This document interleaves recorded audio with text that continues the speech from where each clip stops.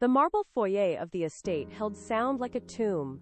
Every step echoed, sharp and rhythmic, bouncing off the vaulted ceiling. I stood by the mahogany table, watching the doorway. The air felt thin, chilled by the draft from the tall, arched windows. Then, the rhythm stopped. Beatrice stepped into the light. She moved with a calculated, rigid grace, her gaze fixed on a point just past my shoulder. She did not look at me. She never looked at me. She reached the table, the wood polished to a mirror finish, and stopped. Her hand moved with deliberate precision. She pulled a thick envelope from her side and slid it across the surface. The paper hissed against the mahogany, coming to a halt exactly at my fingertips. She stood perfectly still, her posture unyielding, waiting for me to acknowledge the weight of the document. The foyer remained silent, save for the faint, rhythmic ticking of a grandfather clock in the hall. She stared at the wall, her expression devoid of warmth. I looked down at the envelope. The heavy paper felt cold under my touch. Beatrice did not wait for me to open it. She leaned forward, her hands resting flat on the mahogany, and her voice cut through the stillness of the foyer. "You have 24 hours to pack your things," she said. The words were measured, delivered with a practiced, biting disdain. I kept my gaze on the envelope, refusing to give her the satisfaction of a flinch. She straightened up, her eyes narrowing. "This family legacy has no room for a guest who overstayed her welcome," she added, her tone sharpening with every syllable. She clearly expected me to crumble, to apologize, or to beg for more time. She watched me, her chin tilted upward. I remained silent, letting the weight of her demand hang in the air. The grandfather clock in the hall ticked, marking the seconds. I did not look away. I did not move. I simply absorbed the ultimatum, knowing exactly how much time she had left. Beatrice stood tall, her shoulders squared, projecting the image of a monarch presiding over her domain. She shifted her weight, the movement fluid and practiced, as if the very floorboards bowed to her authority. She looked past me again, her eyes sweeping across the grand foyer with a possessive, lingering gaze. She was entirely convinced that she ruled this kingdom, that her word was the final law, and that the walls around us were immutable. She traced the edge of the mahogany table with one finger, a gesture of ownership that she had performed 1,000 times before. She did not see the cracks in the foundation. She did not notice the way the light hit the dust motes, dancing in a space that no longer belonged to her. In her mind, she was the architect of this legacy, and I was merely a temporary obstacle to be swept aside. She was so blinded by the crown she thought she wore that she never once looked down at the ground beneath her feet. I looked down at the eviction notice, the ink still crisp against the heavy cream stalk. I traced the formal lettering with my thumb, feeling the texture of the paper that was meant to be my undoing. Beatrice remained motionless, her chin held at a sharp, challenging angle, waiting for the inevitable tremor in my hands. I looked back at her. The air in the foyer felt thin, charged with the weight of her miscalculation. She was so certain of her position, so convinced that she held the power to cast me out into the cold. I felt the steady pulse of the house beneath my feet. She thought she was the one issuing orders, but she was merely a guest. I did not look away. I did not offer the apology she craved. Instead, I let the silence stretch, watching her eyes for the first flicker of doubt. I held the paper, the final piece of her delusion, and knew that the 24 hours she had granted me were actually the final hours of her reign. For 5 years, I was the invisible daughter-in-law. I moved through these halls like a ghost, a presence Beatrice refused to acknowledge. She treated me as if I were a piece of furniture, something to be stepped around or ignored entirely. When she spoke, it was through me, never to me. She would stand in the center of the foyer, directing staff or guests, her eyes sliding over my face as if I were made of glass. I learned to watch. I learned to listen. While she played the role of the grand matriarch, I watched the estate begin to rot from within. The finances were a tangled mess of neglect and vanity. I saw the bills pile up on the mahogany desk, left unopened for weeks. I saw the staff numbers dwindle and the maintenance of the grounds falter. She was so consumed by the performance of her own status that she never looked at the ledgers. She never noticed the missing funds or the mounting interest on private loans. To her, I was a non-entity, a background detail in her opulent life. She never suspected that while she was busy polishing her crown, the very foundation of her world was crumbling. I stood in the shadows of the foyer, silent and still, watching her ignore the slow, steady decay of everything she claimed to own. When the house finally fell silent, the true work began. I waited for the heavy thud of Beatrice's bedroom door to echo through the landing, signaling that the estate was asleep. I moved through the dark corridors, my steps silent against the polished wood floors. The air in the house grew colder at night, smelling of floor wax and old dust. I reached the heavy oak door of the library, turned the brass handle, and stepped inside. The room was a tomb of forgotten records. I closed the door behind me and slid the bolt into place, locking the world out. I did not turn on the overhead lights. Instead, I reached for the small desk lamp in the corner. The switch clicked, and a narrow, focused pool of yellow light spilled across the mahogany surface. I pulled the heavy chair out, the wood scraping softly against the rug. I sat down, the weight of the night pressing against the tall windows. My focus sharpened. The house was quiet, the staff was gone, and Beatrice was dreaming of a legacy that was already slipping through her fingers. I opened the first drawer. I opened the first volume. The binding groaned, releasing a cloud of stale, trapped air. My fingers traced the columns of ink, the paper brittle and yellowed under the lamp. These ledgers were the history of a family that had forgotten how to count. I flipped through pages of elegant, looping script. I cross-referenced the dates, my pen scratching rhythmically against the page as I noted the inconsistencies. The first hour passed in a blur of numbers. I reached for a second volume, then a third, stacking them in a precarious tower. I found a gap in the records from the late 90s, a missing sequence of transactions that didn't align. It was not just one mistake, it was a decades-long architecture of negligence. I turned another page, the sound sharp in the stillness. I kept digging, turning the pages of history, methodically dismantling the illusion of her wealth, one ledger at a time. I pushed the general ledgers aside. They were merely the prologue. I reached for the bottom drawer, the one Beatrice never touched, and pulled out the heavy, dust-caked files labeled with the county seal. My breath hitched as I unfolded the first document. It was a formal notice of an unpaid tax lien, dated 5 years prior. I scanned the figures, the ink dark and unforgiving. She had ignored it. Then came a second notice, then a third, each one more aggressive than the last. The estate was hemorrhaging money, yet the records showed she had continued to authorize lavish expenditures on trivial luxuries. She was playing queen while the foundation was being seized by the state. I pulled a calculator from my pocket, my fingers moving with practiced speed. The debt was staggering. Interest had compounded, turning manageable errors into a crushing weight that threatened to collapse the entire property. I traced the dates on the liens, realizing she had received these notices and simply buried them in the back of the drawer, hoping they would vanish. Her arrogance was her blind spot. I turned my attention to the final, hidden compartment at the back of the safe. Inside lay a single, leather-bound folder dated 1982. The trust documents. These were the original articles of incorporation for the estate, the bedrock of the family legacy. I spread the pages across the desk, the ink still sharp and clear. Beatrice had spent years obsessing over the crown, never once bothering to read the fine print. I scanned the legal jargon, my eyes darting across paragraphs of restrictive covenants and fiduciary responsibilities. Then, I found it, a clause buried deep in the text, titled, Waste and Harassment. It was a contingency written by the founders, designed to protect the property from reckless heirs. The language was precise. Any attempt by a resident to mismanage the estate or harass a primary license holder would result in an immediate, irrevocable forfeiture.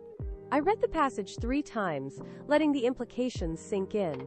It was a trap she had been living inside for decades, completely unaware of the walls closing in. I traced the signature lines with my fingertip.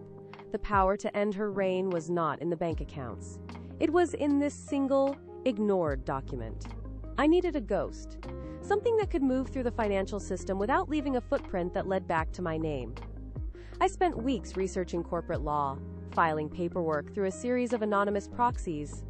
The shell corporation was born on paper, a sterile entity with no physical presence, no office, and no public face. I registered it in a jurisdiction that prioritized privacy above all else. From that moment, I existed in two worlds. In the house, I was the silent, ignored daughter-in-law, moving through rooms like a shadow. In the digital world, I was the architect of a new, unseen power. I routed every transaction through encrypted channels, ensuring that no auditor or curious eye could trace the capital back to my accounts. She was so convinced of her own importance that she could not conceive of a threat operating right under her nose. I kept the entity dormant, a silent predator waiting for the right moment to strike. I was a phantom in her financial life, and she was the only one who did not know it. The acquisition began with a single phone call to a private lender. I did not use my own voice. I used the cold, professional tone of a corporate liquidator. I offered to buy the outstanding debt Beatrice had accrued against the estate, paying a premium that the lender could not refuse. The transaction was finalized within the hour. I moved to the next creditor, then the next. Each loan was a thread in the web I was spinning around the estate. I tracked the interest rates, the maturity dates, and the specific terms that Beatrice had long ago stopped monitoring. When a lender hesitated, I presented the forensic data I had gathered from the library ledgers, proving that the debt was already failing. They sold the paper to my shell corporation without a second thought. I watched the ledger balances shift from her name to mine, one entry at a time. Beatrice continued her routine, oblivious to the fact that her creditors were no longer answering to her. She was still signing checks for loans that I now held. I was systematically dismantling her financial foundation, replacing her ownership with my own, and she never once checked the registry. Beatrice decided to tighten the screws. It started on a Tuesday morning. Card denied, red light flashed, second try failed. By noon, I received the formal notifications. Every line of credit, every joint account, and every personal fund had been frozen. She had used her influence to lock me out of the estate's liquidity, effectively cutting off my access to the world outside these walls. She walked into the library later that afternoon, her pace slow and deliberate. She stood by the desk, watching me as I stared at the blank screen of my laptop. She did not say a word, but the smirk on her face was clear. She thought she had stripped me of my agency. I kept my head down, letting my shoulders slump just enough to mimic defeat. I watched her turn and walk away, her heels clicking against the hardwood. She had no idea that by freezing those accounts, she had inadvertently confirmed the exact financial instability I needed. She had played her hand exactly as I had calculated. Beatrice moved through the estate with the heavy, rhythmic stride of a landlord who believed she owned the horizon. She spent her mornings in the drawing room, reviewing floral arrangements and shouting directives at the staff, her voice echoing against the high ceilings. She was untouchable in her own mind. She would stop by the library door, pause, and offer a thin, sharp smile before continuing her rounds, convinced that her financial isolation of me had rendered me irrelevant. She began hosting lavish luncheons, inviting local socialites to walk the grounds, pointing at the statues and the manicured hedges as if they were permanent fixtures of a dynasty. She did not notice the cracks in the plaster, or the way the foundation groaned under the weight of the winter rain. She was basking in a false sense of superiority, treating the house like a stage. I watched her from the landing, noting how she gripped her wine glass, her knuckles white with the effort of maintaining her facade. She assumed the silence in the house was my submission. She did not realize it was the sound of a trap waiting to be sprung. The final pieces were in place. I kept the folder beneath the floorboards in the library, the ink on the signatures dry and the seals verified by my legal counsel. Every loan Beatrice had ignored was now under my control. Every debt she had dismissed as trivial was now a binding contract in my name. She spent that afternoon pacing the gallery, her movements sharp and impatient. She stopped at the library door, her hand resting on the frame, and tossed a stack of papers onto my desk. She demanded I sign a new set of rules for the household staff, her chin tilted high, her gaze dismissive. She did not look at the desk, nor did she notice the heavy, leather-bound ledger I had pushed aside to make room for her demands. She was so focused on asserting her dominance over the small details that she missed the larger architecture of her own collapse. The trust documents were locked, the licenses were active, and the legal trap was fully set. All that remained was for her to make one final, aggressive move. Beatrice entered the library with a heavy, deliberate pace.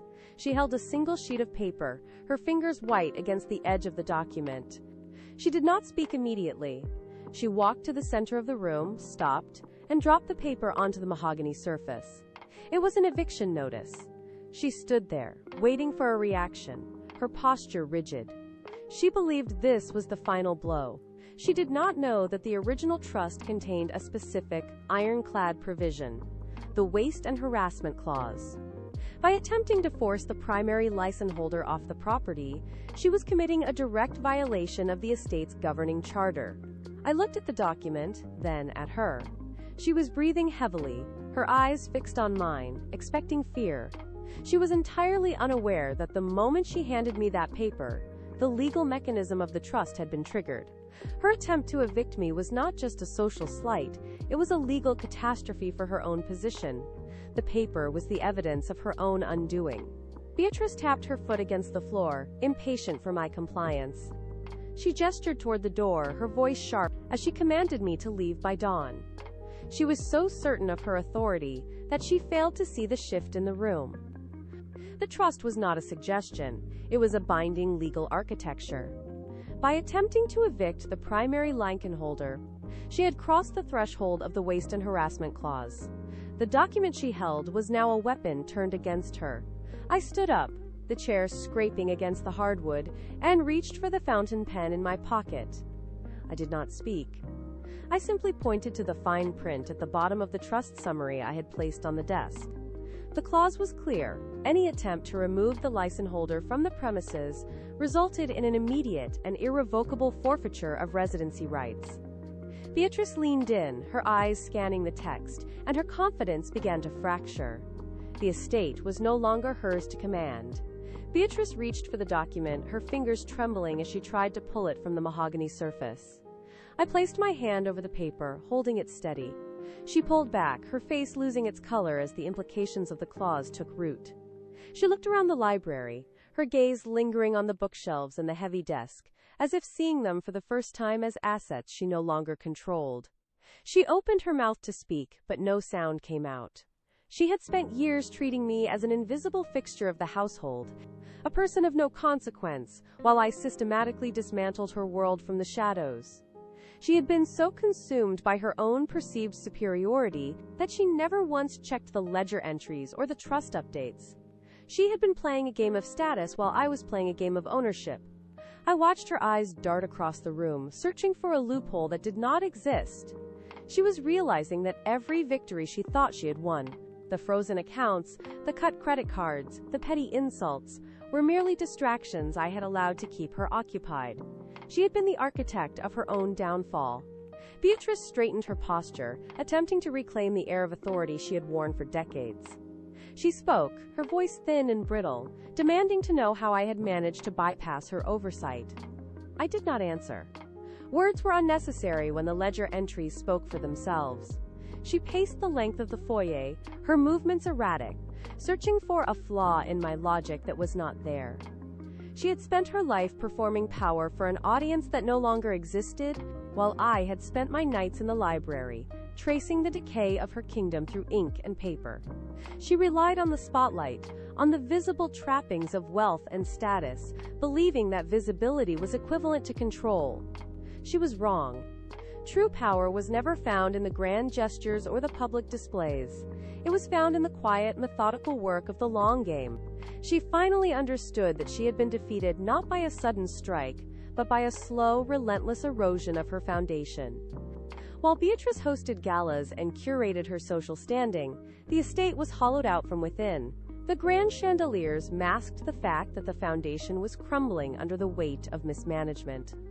I watched the decay unfold from the periphery, treated as nothing more than a piece of furniture in her opulent rooms. Every night, when the house finally fell silent, I retreated to the library. The air there was thick with the scent of old paper and stagnant dust. I pulled the heavy, leather-bound ledgers from the shelves and worked under the singular, sharp glow of a desk lamp. My fingers traced the ink of decades-old entries, revealing the systematic neglect that Beatrice refused to acknowledge. I uncovered the unpaid tax liens that had been accumulating since the late 80s. I found the hidden debts buried under layers of creative accounting. I documented every discrepancy, building a map of her inevitable collapse. I was the silent witness, turning the pages of her ruin one night at a time. Beatrice lived for the crown. She spent her days polishing the image of a queen, ensuring her name appeared on every guest list and gala invitation in the city. She believed that if she looked the part, the world would ignore the cracks in her foundation. She was so blinded by the shimmer of her own status that she never looked down. She never saw the floorboards rotting beneath her feet. While she practiced her poise in front of gilded mirrors, I was systematically dismantling the structure of her life. I moved through the shadows of the estate, a ghost in her periphery, while she played the role of the untouchable matriarch. She was obsessed with the crown, with the outward display of authority, never realizing that the throne itself was being sold out from under her. By the time she finally looked down, the throne was no longer hers to sit upon. I stopped watching and started hunting. The library became my command center, the desk lamp my only companion in the dark. I moved with surgical precision, targeting the private loans Beatrice had signed in moments of desperation. Each debt was a loose thread, and I pulled them one by one. I operated through a shell corporation, a nameless entity on paper that hid my identity completely. The first acquisition nearly failed. The bank flagged the transfer, suspecting fraud, demanding verification. I held my breath, let the call go to voicemail, and rerouted the funds through Delaware. The clearance came through an hour later. I printed the confirmation, the ink still warm, and filed it behind the tax liens. Then came the second loan. And the third. I signed the promissory notes with a steady hand, transferring ownership of her failures to me. Every signature bound her tighter to a web she could not see. She cut off my credit cards. She froze my personal accounts. She thought these petty strikes would cripple me. Instead, they blinded her to the real movement. I let her believe she had won the skirmish while I secured the war. The stack of papers grew higher. The noose tightened. I was the architect. The final document arrived by courier at 3 in the morning. I did not open it immediately. I sat in the dark, the library silent, listening to the house settle around me. This was the moment. I broke the wax seal, unfolded the heavy parchment, and scanned the final clauses. The Shell Corporation was now the majority stakeholder of the entire estate. Every acre, every wall, every foundation was legally mine. I picked up my pen, the metal cool against my skin, and signed the transfer of deed. The sound of the nib scratching against the paper was the loudest thing in the room. I felt the shift in the air, a subtle change in the gravity of the house. I was no longer a guest. I was the master of the ground she walked upon. I folded the document, placed it in a locked drawer, and stood up. My reflection in the window was steady, unmoving. I looked toward her bedroom door, knowing she was asleep, completely unaware that her world had just been sold out from under her. The transition was complete. The next morning, Beatrice summoned me to the dining hall. She held a printed statement in her hand, her expression tight, with a thin, sharp smile. She tossed the paper onto the table, watching it slide across the polished wood until it stopped at my plate. She had frozen my personal accounts and terminated my access to the household credit lines. She leaned forward, her knuckles white as she gripped the back of a chair, waiting for a reaction. She wanted to see me plead. She wanted to see the panic in my eyes as she stripped away my financial independence. She spoke slowly, savoring every syllable, explaining how she had finally cut off the dead weight. She paced the room, her movements deliberate and performative, basking in the belief that she had successfully humbled me. She laughed, a short, brittle sound that echoed against the high ceilings. She was so convinced of her absolute control that she did not notice the way I remained still, my hands resting calmly on the table. She was playing a game of chess, but she had failed to notice that I had already removed the board from beneath her feet. She was entirely blinded by her own ego. Beatrice moved through the estate with a renewed, sharpened intensity. She spent the afternoon rearranging the staff, issuing commands, with a clipped, authoritative tone that left no room for dissent. She walked through the foyer, pausing to inspect the placement of every vase,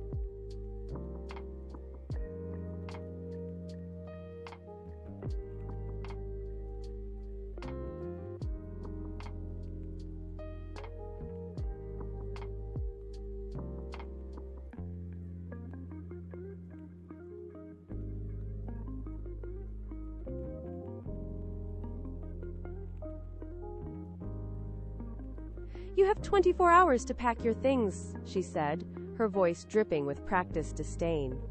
Each word was measured, designed to sting.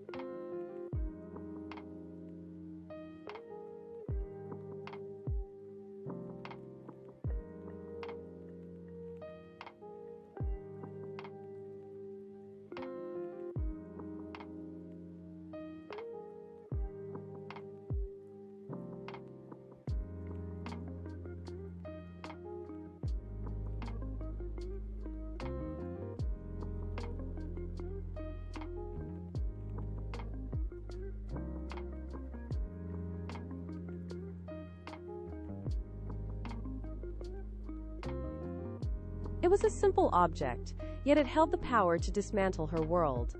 I could see her breath hitch, a tiny, jagged sound that betrayed her growing unease.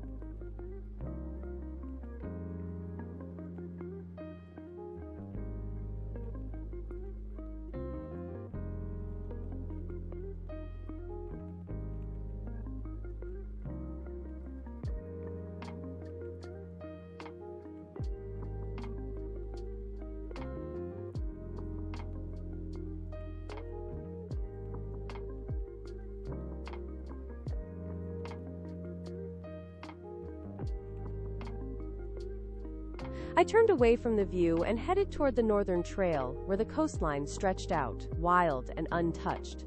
The sun climbed higher, warming the stone beneath my feet.